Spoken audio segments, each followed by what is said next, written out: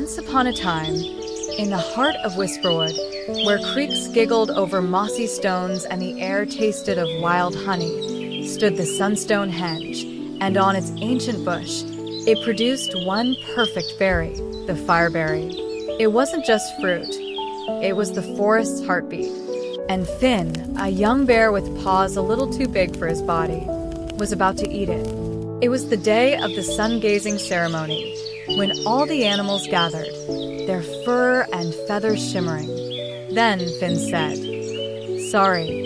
The fireberry holds our home in balance.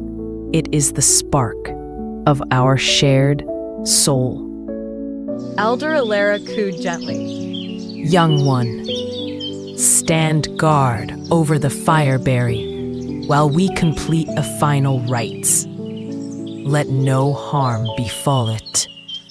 But as the minutes stretched on, the berry's scent was making him hungry. It was so close, so tempting. Finn leaned closer for a sniff when suddenly, a fat, drowsy beetle buzzed loudly past his ear. Clink, gulp. The fireberry was in his tummy. Silence. The chanting stopped. A cold dread, far worse than any winter chill, washed over him. Instantly, the world began to change. The vibrant glow of the sunstone henge flickered and died. It was like watching a beautiful painting have its colors bled away, leaving only a sad, gray sketch. The animals stared, their eyes wide with disbelief, first at the dying forest, then at Finn. Elder Alara landed silently beside him. Her voice was barely a whisper. Finn, what have you done? It was an accident. I tripped and it fell in. I'm so sorry. Can we get it out? The magic is not like a stone, little one.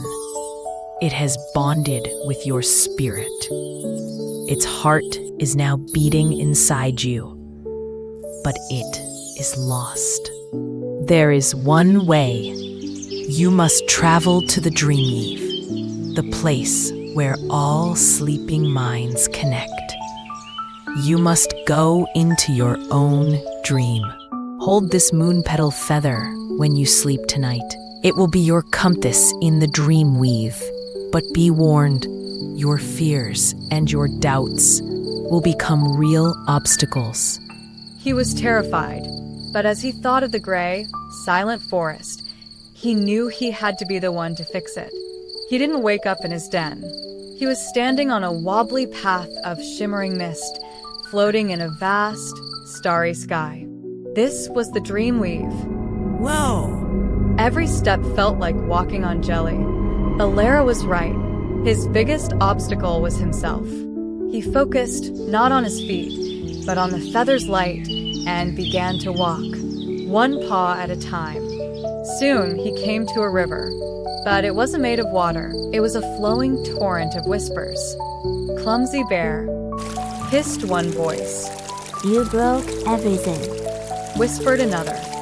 Finn felt his courage waver, but then he remembered the tiny, persistent warmth inside him. He stood up and, with a voice shaking but clear, Finn declared, I am clumsy, but I am also trying, and that's more important. He took a running start, ignored the taunting voices, and leaped. He had faced his doubts and won. The moon petal feather in his paw glowed a little brighter. With each challenge, he felt less like Finn the Clumsy and more like just Finn. Finally, the misty path ended before a magnificent, ancient tree that seemed to be woven from pure starlight. At its center was a tiny, flickering flame, the spirit of the fireberry. Finn understood. The magic didn't want to leave. This was the final test. He couldn't trade their happiness for his own pride. He knelt before the starlight tree. Then Finn whispered, Hello, you must be scared. I was scared too. Finn continued, his voice full of shame, but also courage. It was my fault you're here, and I'm so sorry. But everyone out there needs you. We are your home, and we miss you. He didn't command it. he asked. He whispered, "Whisperwood isn't the same without its heart. Please come back." The little light fox looked at Finn's open, honest face, and with a trusting little yip, it touched its nose to Finn's paw. The light erupted from Finn's chest, flowing out of him in a warm, gentle wave. It felt like a deep, happy sigh. He awoke with a gasp. The world was alive. Then Elder Alara said, "You did it, Finn. You returned the heart of the forest." Finn beamed. Here comes the voice of Finn. It was an accident, but it taught me how to be steady. If you like this video, please subscribe to our channel for further amazing stories. See you in the next adventure story.